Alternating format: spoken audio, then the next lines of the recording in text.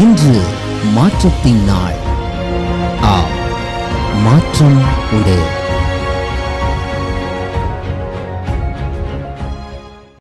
ஆண்டவராக இயேசுவின் நாமத்தினாலே மாற்றம் உண்டு என்கிற அனுதின தியானத்தின் மூலமாக உங்களை சந்திக்கிறதுல எனக்கு மிகுந்த சந்தோஷம். ஆண்டவரும் இரட்சகருமாக இயேசுவின் நாமத்தில் உங்களை வாழ்த்துகிறேன். சுகமாயிருப்பேன் என்று விசுவாசிக்கிறேன். கர்த்தர் உங்களோடு கூட இருந்து அற்புதமாய், ஆச்சரியமாய், மேன்மையாய், அதிசயமாக நம்முடைய கிரியைகளை கர்த்தர் வெளிப்படுத்துவாராக. இந்த வருஷத்தின் ஒவ்வொரு நாளும் அதிசயமானதாக, அற்புதமானதாக, மேன்மையானதாக ஆண்டவர் உங்கள் ஒவ்வொருவருக்கும் மாற்றி கொடுக்கட்டும் என்று இயேசுவின் நாமத்தினாலே உங்களுக்காக நான் ஜெபிக்கிறேன். ஏசாயா தீர்க்கதரிசன புஸ்தகம் 43ஆம் அதிகாரம் 15வது வசனம். நானே உங்கள் பரிசுத்தராகிய கர்த்தரும் இஸ்ரவேலின் இரட்சகரும் சிருஷ்டிகரும் உங்கள் ராஜாவும் ஆனவர். The book of Isaiah, chapter number 43, verse number 15. I am the Lord your Holy One, the creator of Israel, your king. தேவனுடைய பிள்ளைகளுடைய பார்வையையும் தேவனுடைய பிள்ளைகளுடைய ஸ்தோத்திரம் தரிசனங்களையும் அவர்கள் வழிநடந்து போகக்கூடிய பாதைகளையும் தேவனுக்கு நேராக அவருடைய பார்வை திரும்ப வேண்டும் என்று கர்த்தர் இந்த இடத்துல டைவர்ட் பண்ணுகிறார். ஏன்? அவருடைய வாழ்க்கையில் அதற்கு முன்பதாக தண்ணீரையும் ஆறுகளையும் ஸ்தோத்திரம் அக்கினியையும் சமுத்திரத்தையும் வனாந்திரங்களையும் கடந்து பார்த்து சஞ்சலப்பட்டு கொண்டிருந்த தேவனுடைய பிள்ளைகளுடைய வாழ்க்கையில் ஒரு புதிய காரியத்தை செய்வதற்காக தேவன் அவர்களுக்கு ஒரு அழைப்பு கொடுக்கிறார். அப்போ ஒரு அழைப்பு கொடுக்கும்போது இந்த 15வது வசனத்தில் சொல்கிறார், நான் உங்கள் பரிசுத்தராகிய கர்த்தரும் இஸ்ரவேலின் சிருஷ்டிகரும் உங்கள் ராஜாவும் ஆனவர். உங்கள் பார்வை ராஜாவுக்கு நேர திரும்பட்டும், உங்களுடைய கவனம் ராஜாவுக்கு நேர திரும்பட்டும். இதோ சிங்காசனத்தில் வீற்றிருக்கிறவ சகலத்தையும் புதிதாக்குகிறேன் என்று ஒரு வாக்கு பண்ணியிருக்கிறாரே, இந்த அதிகாரத்திலேயும் அப்படி ஒரு வார்த்தை கர்த்தர் பதிவு செய்து வைக்கிறார். அதுவரை சமுத்திரம், சுற்றிலும் வனாந்திரம், முன்பதாய் சமுத்திரம், தண்ணீர்கள், ஆறுகள், அக்கினி, போராட்டங்கள், பிரச்சனைகள், பாடுகள், உபத்திரவங்கள், இவை எல்லாவற்றையும் சந்தித்து கொண்டிருந்த தேவனுடைய பிள்ளைகளுக்கு ஒரு தரிசனத்தை ஆண்டவர் கொடுத்து நடத்த போகிற, நடத்துகிற, கரத்தை பிடித்திருக்கிற உன்னதமான தேவனை பார்க்கக்கூடிய விதத்தில் கர்த்தர் பார்வையை திருப்புகிறார். ஏன்? 18வது வசனத்தில் 19வது வசனத்தில் சொல்கிறார், முந்தினவைகளை நினைக்க வேண்டாம், பூர்வமானவைகளை சிந்திக்க வேண்டாம், இதோ நான் புதிய காரியத்தை செய்கிறேன், இப்பொழுதே அது தோன்றும், நீங்கள் அதை அறியீர்களா? நான் வனாந்திரத்திலே வழியையும் அவாந்திர வெளியிலே ஆறுகளையும் உண்டாக்குகிறேன். கர்த்தரை நோக்கி உங்கள் பார்வையை திருப்புங்கள். உங்கள் பார்வை இதற்கு முன் எங்கே இருந்தாலும் சிங்காசனத்தில் வீற்றிருக்கிற ராஜாவுக்கு நேராக உங்கள் பார்வை திருப்பப்படட்டும். ஏன் தெரியுமா? முந்தினவைகள் அல்ல, பூர்வமானவைகளை அல்ல, ஒரு புதிய காரியத்தை இந்த வருஷத்தில் ஆண்டவர் செய்ய போகிறார். வழி இல்லாத இடத்துல கர்த்தர் வழியை உண்டு பண்ணுவார். ஆமென், ஹல்லேலூயா. வழிய சமுத்திரத்தின் நடுவில் கர்த்தர் பாதை உண்டு பண்ணுவார். அறிந்திராத வழியிலே கர்த்தர் உங்களை நடத்துவார். நீங்கள் யோசித்திராத பாதையிலே கர்த்தர் உங்களை கொண்டு போய் நிறுத்துவார்.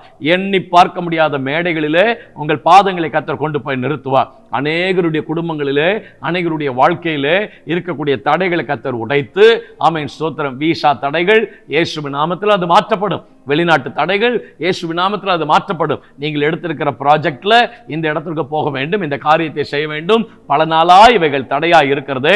கடந்த காலங்களில் எல்லாம் நான் சோர்ந்து போய் இருக்கிறேன், இவைகள் எல்லாம் நான் தடையை பார்த்திருக்கிறேன். கர்த்தர் சொல்கிறார், முந்தினவைகளை நினைக்க வேண்டாம், பூர்வமானவைகளை சிந்திக்க வேண்டாம், நான் புதிய காரியத்தை செய்கிறேன். இதற்கு முன்பதாக கடினமான சூழ்நிலையாக இருக்கும் என்று சொன்னால் இனி வரும் நாட்களிலே ஒரு புதிய அனுபவத்தில் கர்த்தர் நடத்துவார். புதிய அடையாளங்களை கர்த்தர் கொடுப்பார், புதிய அபிஷேகங்களை கர்த்தர் கொடுப்பார், புதிய வார்த்தைகளை கர்த்தர் கொடுப்பார். இதுவரை நடத்திராத புதிய வழியில கர்த்தர் உங்களை நடத்துவார். இதுவரை நீங்கள் யோசித்து பார்த்திராத புதிய வழியில கர்த்தர் உங்களை கொண்டு போய் நிறுத்துவார்.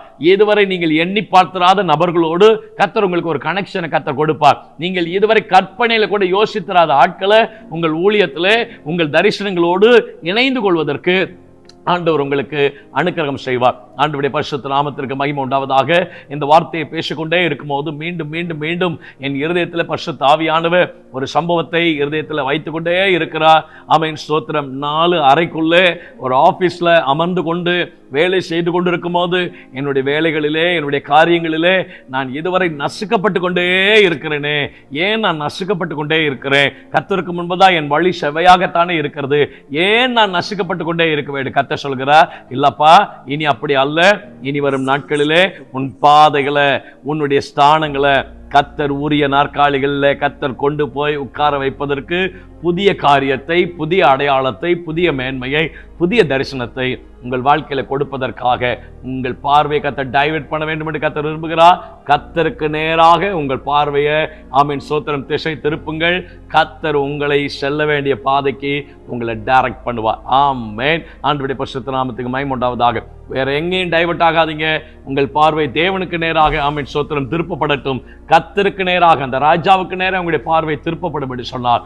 உங்கள் வாழ்க்கையை உன்னதமான நாற்காலியிலே கொண்டு போய் உட்கார வைப்பதற்கு இதுவரை அறிந்திராத, இதுவரை யோசித்திராத, இதுவரை கண்டிராத, இதுவரை எண்ணிராத மேன்மையான சூழ்நிலைக்கு நேராக கர்த்தர் உங்களை டைரக்ட் பண்ணுவார். எந்த சூழ்நிலையும் வேற எந்த காரியத்திலையும் உங்களை நீங்கள் ஈடுபடுத்திக் கொள்ளாதபடிக்கு கர்த்தரை மாத்திரம் சார்ந்திருங்கள். உங்கள் பார்வை தேவனுக்கு நேராய் திரும்பட்டும். தேவனே, எங்கள் வாழ்க்கையின் மிகப்பெரிய நம்பிக்கை நீர் ஒருவர் தான் கர்த்தாவே. உம்மை நாங்கள் பார்க்கும்போது எங்கள் வாழ்க்கையில சகல காரியங்களிலேயும் ஆச்சரியமான அற்புதமான கிரியைகளை எங்கள் வாழ்க்கையில வெளிப்படுத்துவதற்கு தேவனீர் உண்மையுள்ள ஆண்டவர் என்பதை நாங்கள் நிச்சயமாய் அறிந்திருக்கிறோம். கர்த்தர் அப்படி செய்யும்படி நாமத்தை மகிமைப்படுத்தும்படியாய் கர்த்தருடைய சமூகத்தில் எங்களை முழுவதுமாய் நாங்கள் விட்டுக் கொடுக்கிறோம். கர்த்தாவே, உம்முடைய பிள்ளைகளை புதிய காரியங்களிலே, புதிய நன்மைகளுக்கு நேராக, அறிந்திராத வழிகளிலே ஆமென் கர்த்தருடைய பிள்ளைகளை கொண்டு போய் நடத்தும்படியாய் ஆண்டவருடைய சமூகத்திலே நாங்கள் ஜெபிக்கிறோம். கர்த்தாவே, புதிய வாசல்கள் திறக்கப்படுவதாக, புதிய புதிய காரியங்கள் நம்முடைய பிள்ளைகளுடைய வாழ்க்கையில கைகூடி வருவதாக. பரலோகத்தின் தேவனானவர் எங்களுக்கு காரியத்தை கைகூடி வர பண்ணுவார் என்கிற வார்த்தையின்படி கர்த்தர் காரியங்களை கைகூடி வர பண்ணும்படியாய் ஆண்டவருடைய சமூகத்திலே நாங்கள் தாழ்த்தி நாங்கள் ஜெபிக்கிறோம். கர்த்தாவே, கிருபையுள்ள தேவன் மனமிறங்கி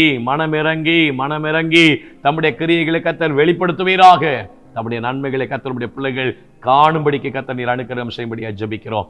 பெரிய காரியங்களை செய்து நடத்தும் இயேசுவின் நாமத்தில் ஜெபிக்கிறோம் நல்ல பிதாவே. ஆமென், ஆமென், ஆமென். May God bless you. ஆண்டவர் உங்களோடு கூட இருந்து அற்புதமாக, ஆச்சரியமாக, மேன்மையாய் கர்த்தர் உங்களை நடத்துவார். சோர்ந்து போகாதீங்க. புதிய காரியத்தை மேன்மையாக ஆண்டவர் உங்களுக்கு செய்து முடிப்பார். ஆமென்.